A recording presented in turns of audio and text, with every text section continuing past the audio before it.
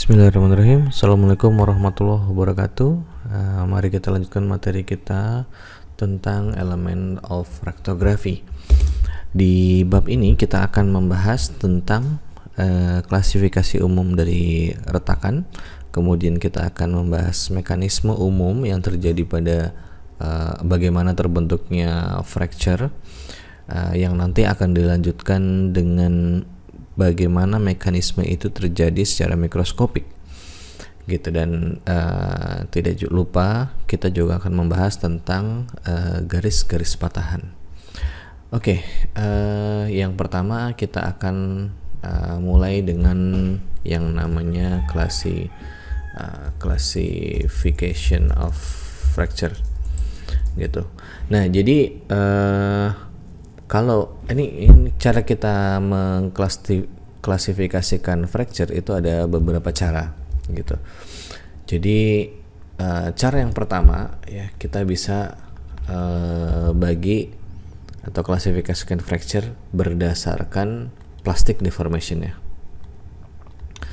Plastic deformation gitu.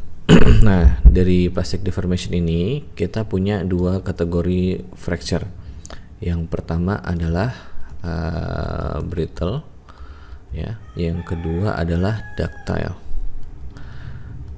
Yang membedakan brittle fracture dan ductile fracture itu adalah seberapa besar plastic deformation yang terjadi pada material saat setelah dia mengalami patahan. Kalau kita berbicara tentang brittle fracture itu memiliki plastic deformation yang little ya, little atau non ya, non plastic deformation. Kalau yang ductile itu signifikan ya, plastic deformation ya. Yang membedakan adalah ini. Nah, kalau di secara umum bisa disepakati bahwa brittle fracture itu terjadi pada material yang mengalami plastic deformation dari 0 sampai 5%. Sedangkan lebih dari itu ya, sampai 100% itu kita sebut sebagai ductile fracture. Oke, ini ada gambar yang kita ambil dari buku referensi yang kita gunakan ya, untuk memudahkan menjelaskan ya bagaimana posisi atau porsi dari spektrum dari brittle fracture dan ductile fracture. Ya, di sini kalau kita lihat ya, brittle fracture itu mulai dari 0 sampai 5%, sedangkan ductile fracture 5 sampai 100%. Kalau kita berbicara tentang brittle fracture, biasanya dia tidak terlihat little atau no plastic deformation ya. Biasanya fragmentnya itu rata gitu ya, di sini ya, diputus begitu saja dari sini. Kalau dilihat dari hasil uji tariknya itu nanti akan seperti ini, dia akan meningkat ke atas gitu kan saat diuji tarik. Nah, karena dia tidak mengalami plastic deformation ya, dia tidak ada necking, sehingga dia akan putus begitu saja begitu sudah selesai di proportional limitnya. Nah, berbeda dengan brittle fracture, kalau ductile fracture itu nanti dia akan punya deformasi plastis yang signifikan ya, yang mudah sekali dilihat gitu, baik yang kecil seperti ini maupun yang sangat signifikan. Ciri-cirinya itu biasanya dia bentuknya adalah cup and cone. Pola patahannya itu kalau bukan pola patahannya, tapi kurva uji tariknya itu dia akan memiliki titik pemisah antara proportional limit ya dengan plastic deformation ya. Jadi elastic deformation di sini di sebelum proportional limit, kemudian setelah proportional limit dia mengalami plastic deformation.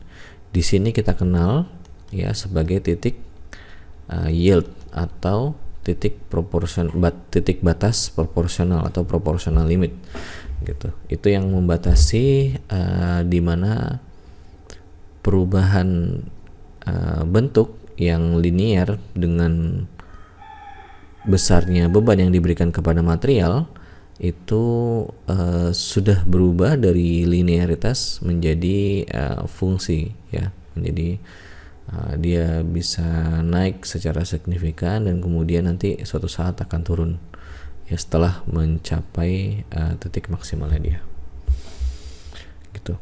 Nah ini baru satu ya, ini baru satu dilihat dari plastic deformation. Perlu dicatat bahwa klasifikasi jenis ini ya, klasifikasi jenis plastic deformation ini sangat punya sifat yang dia itu sangat general ya. Sangat general maksudnya apa? Kita bisa mengeneralisir semua yang plastic deformation, rendah itu brittle, yang tinggi itu ductile. Nah, oleh karena itu biasanya ini digunakan plastic deformation, klasifikasi jenis plastic deformation ini digunakan untuk mempermudah engineer ketika melihat sebuah fracture gitu. Karena nanti kita akan temui bahwa di ketika kita menganalisis nanti secara mikroskopik ada saja sampel-sampel yang bisa menunjukkan karakteristik brittle, tapi setelah dilihat secara mikroskopik dia ternyata ductile gitu, dan sebaliknya ada yang mungkin secara makroskopik terlihat ductile, ternyata begitu dicek secara mikroskopik itu ternyata brittle begitu. Nah, ini yang pertama adalah diklasifikasikan berdasarkan plastic deformation. Kemudian yang kedua ya, klasifikasi yang kedua berdasarkan fracture mechanism ya, fracture mechanism ya, jadi berdasarkan mekanisme fracture-nya atau apa penyebab patahan ini terjadi gitu. Nah, kalau dilihat dari fracture mechanism-nya itu ada 6 ya, jadi ada 6 sub klasifikasi dari fracture mechanism. Yang pertama adalah fracture yang disebabkan oleh sebuah pembebanan yang melebihi kemampuan material ya, kemampuan materialnya. Itu kita sebut sebagai fracture akibat overload ya, melalui mekanisme overloading ya, overloading gitu, atau kita sebut overload aja ya, kita sebut overload aja. Nah, material yang mengalami patahan akibat overloading ya, ini dia akan kenapa ini kok ngomong? Oke, mohon maaf tadi ada sedikit kendala. Jadi material yang patah melalui mekanisme overloading ya, mengalami mekanisme overload ini merefer pada fracture yang disebabkan oleh single application of load ya, jadi kena beban sekali yang melebihi ketahanan material itu dan menyebabkan crack atau patah langsung ya, itu disebut dengan overload ya. Nah, overload mechanism ini ya, itu punya nama lain ya, nama lainnya itu adalah static fracture. Static fracture. Nah, konsep ini yang dipakai dalam pengujian tarik ya. Nah, pengujian tarik itu material kita kasih beban statik sampai dia melebihi kemampuannya dia. Nah, ini yang kita sebut sebagai overload ya. Statik ini apa? Nanti ini berurusan ketika kita ngomongin statik, ini kita berurusan dengan strain rate. Ya, strain rate. Nah, strain rate dari overload ini itu bisa kita simpulkan itu adalah kecil, ya. Strain rate-nya kecil. Yang kedua adalah fatigue, ya, fatigue. Nah, fatigue ini itu berlawanan dengan overload, ya. Kalau overload tadi kena single load, ya, single load application.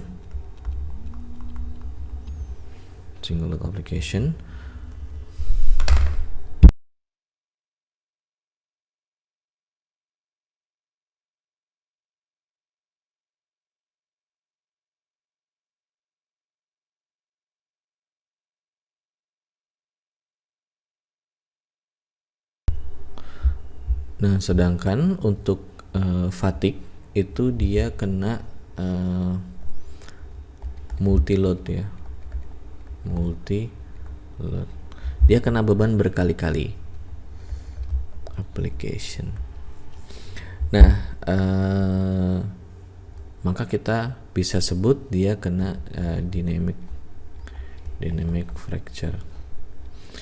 Nah, apa yang terjadi di sini? Ya, di sini material fatigue ini, material yang kena fatigue, ya, atau patah karena fatigue ini, dia kena beban yang berulang-ulang. Ya, berulang-ulang itu bisa besarnya sama, bisa besarnya naik turun gitu.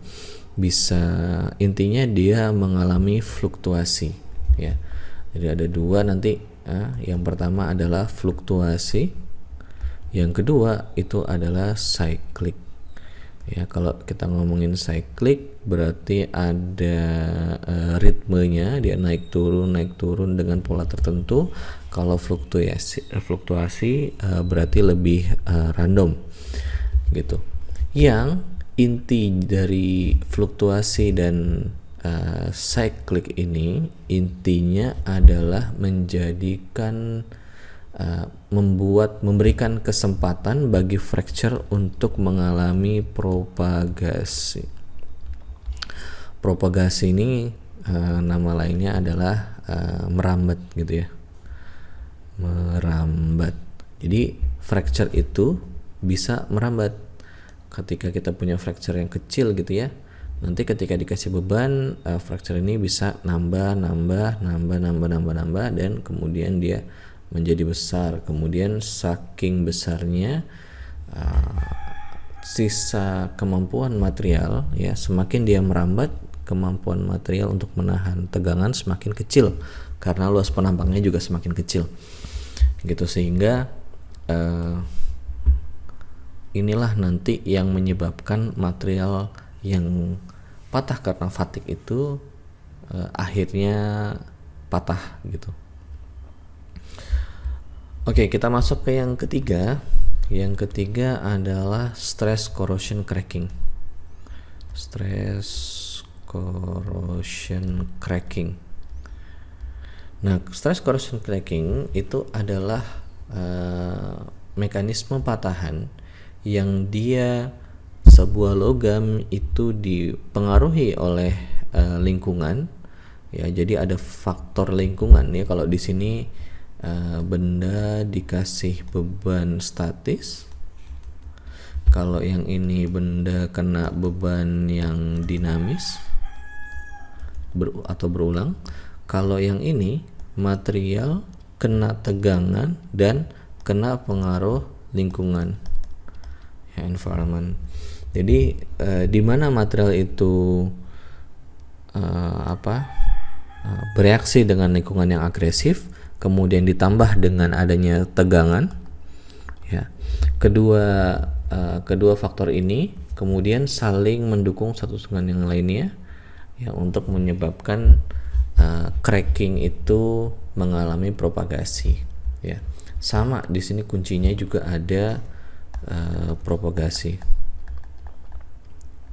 Ya, dari propagasi ini, ya, itu disebabkan utamanya adalah karena faktor interaksi antara lingkungan dengan tegangan. Itulah yang menyebabkan propagasi di sini. Nah, kalau yang di fatigue tadi, ya propagasi itu disebabkan oleh fluktuasi dan cyclic tadi, tegangan yang naik turun ya. Jadi ketika dia naik tinggi, retakannya belum sampai habis, dia berhenti, kemudian dia naik lagi, kemudian retakannya bertambah lagi, tapi tidak sampai habis lagi. Nah, itu yang menyebabkan propagasi di sini. Sedangkan kalau propagasi di sini adalah karena ada tegangan, karena ada pengaruh lingkungan, ya itu bisa meningkatkan tegangan, ya misalnya akibat pembentukan oksida yang secara umum biasanya pembentukan oksida itu menjadikan volume material bertambah ketika ada retakan, kemudian di sini terbentuk oksida gitu. Oksida ini akan meningkatkan tegangan, mendorong retakan itu ke arah atas dan bawah, ya, menyebabkan crackingnya mengalami propagasi gitu.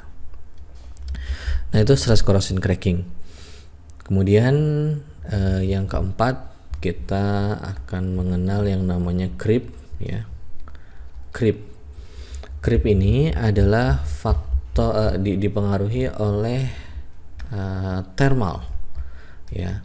Jadi kalau tadi stress corrosion cracking, oh ya, ini ada istilah yang singkatannya yang sering dikenal, SCC, stress corrosion cracking. Ya, jadi stress corrosion cracking itu dikenal dengan singkatan SCC. Nah, kita balik lagi ke creep, ya. Jadi di creep itu adalah jenis patahan yang deformasinya terjadi akibat pengaruh termal, ya, pengaruh termal dari lingkungan. Lingkungan akan memberikan pengaruh termal kepada material. Nah, dari pengaruh termal ini, ya, biasanya material bisa mengalami pemuaian, ya. Jadi secara tidak langsung, secara langsung malahan, ya, secara langsung material akan memiliki strain. Nah, strain ini tentunya akan diikuti dengan adanya perubahan distribusi stres di materialnya. Nah, oke, jadi hubungan antara strain dan stres inilah yang nanti dari thermal yang kemudian menyebabkan deformasi, ya. Deformasi itu kita bisa lihat di strain, ya. Dari strainnya adalah deformasi. Kemudian deformasi ini menyebabkan internal stress atau internal damage, ya. Nah, inilah nanti yang pada akhirnya itu bisa mengakibatkan material mengalami fracture gitu. Kemudian yang kelima itu ada hydrogen induced cracking.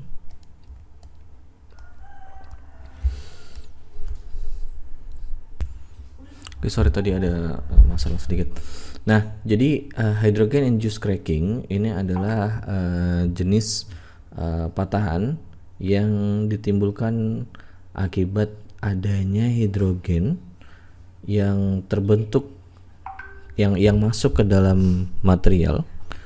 Kemudian akibat adanya hidrogen yang masuk atau terdifusi ke dalam material tersebut bisa menyebabkan perubahan secara mikrostruktur dari si material tadi, yang biasanya kalau melibatkan hidrogen itu akan mengakibatkan pengurangan sifat mekanik atau berdampak buruk pada mechanical properties-nya, ya, terutama pada fracture toughness yang itu kemudian nanti menjadi titik inisiasi crack gitu. Jadi hydrogen induced cracking itu akibat dia, ya, si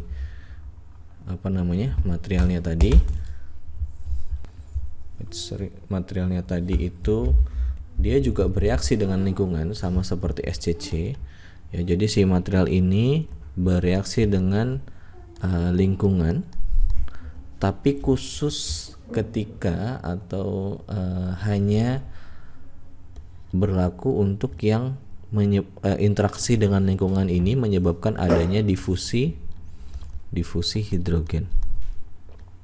Kemudian hidrogen ini bereaksi dengan materialnya, ya, reaksi yang menyebabkan adanya perubahan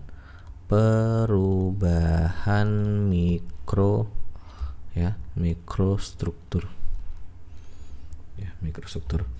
Nah, perubahan mikrostruktur inilah yang nanti lead to many things, ya. Dia bisa mengakibatkan reduction of mechanical properties, ya, especially terutama di fracture toughness gitu. Nah, kemudian yang terakhir yang agak jarang ditemui di Indonesia itu adalah tentang radiation cracking.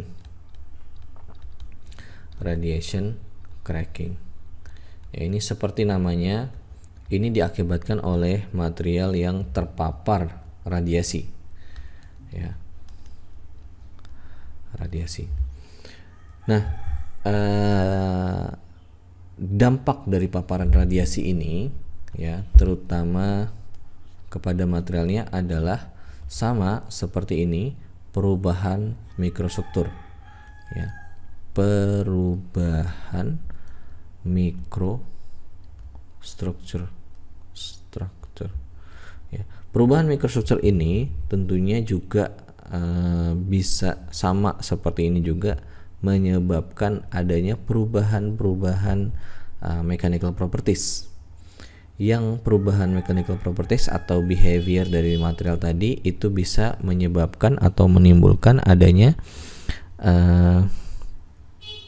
inisiasi crack, ya, inisiasi micro cracking yang terjadi secara mikroskopis, ya, yang kemudian kejadian ini, ya, akan terjadi di seluruh bulk materialnya, di seluruh badan materialnya, baik di permukaan maupun di dalam materialnya, yang keberadaan multiple micro cracking ini bisa menyebabkan material itu mengalami patahan, baik dengan adanya stres maupun tidak, maupun tanpa adanya applied stress atau external stress, ya. Jadi dengan adanya stres atau tanpa stres, ya, tanpa stres itu bisa terjadi fracture akibat adanya radiation cracking.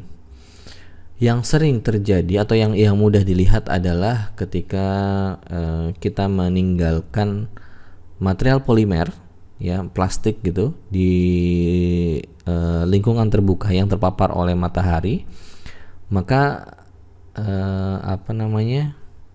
ikatan-ikatan polimernya bisa menjadi rusak, ya, dan rusaknya ikatan polimer ini bisa menyebabkan cacat-cacat kecil yang saling berhubungan, kemudian menyebabkan material itu menjadi bisa berkurang bisa berkurang mechanical propertiesnya, bisa yang paling parah adalah bisa menyebabkan terjadinya fracture gitu. Nah, jadi itu adalah 6, ya, klasifikasi patahan, ya, yang dilihat berdasarkan fracture mekanismenya. Nah, kemudian yang ketiga, ya, kalau misalnya kita mau nambah klasifikasi lagi, yang paling sebenarnya mewakili bagaimana fracture itu terbentuk, itu kita bisa melihat dari bagaimana mekanisme terbentuknya cracking secara mikroskopik, ya. Jadi kita sebut dia klasifikasi berdasarkan micromekanism, ya, berdasarkan mikromekanismenya. Nah, ini ada 4, ya. Yang pertama adalah berdasarkan cleavage. Yang kedua itu berdasarkan plastic flow. Yang ketiga itu adalah karena decohesion. Yang keempat adalah karena void coalescence.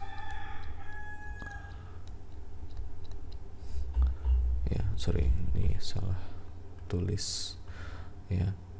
Yang keempat adalah karena coalescence. Nah, nanti kita akan bahas ini lebih detail saat kita membahas tentang mikromekanisme dari fracture ya, tapi kita taruh dulu ini di materi kita. Nah, ketika kita, kalau kalian semua ingat atau sering nonton film-film ya, bahwa ketika material itu, ketika seseorang itu dingin, terus atau ada kartun-kartun yang menyebutkan bahwa ketika karakter itu dibuat beku gitu, kemudian dia dengan mudahnya disentuh atau dipukul, kemudian dia pecah. Apakah itu masuk dalam tadi ya, mekanisme patahan yang disebabkan oleh thermal ya. Jadi mungkin point of view-nya berbeda ya. Jadi kalau ini thermal menyebabkan material itu patah, menyebabkan material itu fracture ya. Sedangkan kalau tadi ya, kalau tadi kita sedang berbicara tentang ketika material itu dingin ya, dia punya sifat yang berbeda dengan ketika dia berada pada temperatur yang lebih hangat gitu. Nah, ini memang terjadi ya, ini memang ada di material ya. Jadi material itu punya sifat yang berbeda ketika dia berada pada temperatur tertentu, baik perilaku stress strain-nya ya, maupun fracture toughness-nya. Oke, jadi itu saja dulu klasifikasi patahan kita ya, sedikit review. Jadi ada tiga cara yang umum digunakan untuk mengklasifikasikan patahan. Yang pertama adalah plastic deformation, itu memisahkan antara brittle dengan ductile ya. Kemudian ada fracture mechanism, itu ada 6, ada patah karena overload, patah karena fatigue, patah kena SCC, creep, hydrogen embrittlement, dan radiation cracking. Terus kemudian secara mikromekanisme ada cleavage, plastic flow, decohesion, void coalescence, ini nanti yang akan dibahas kemudian.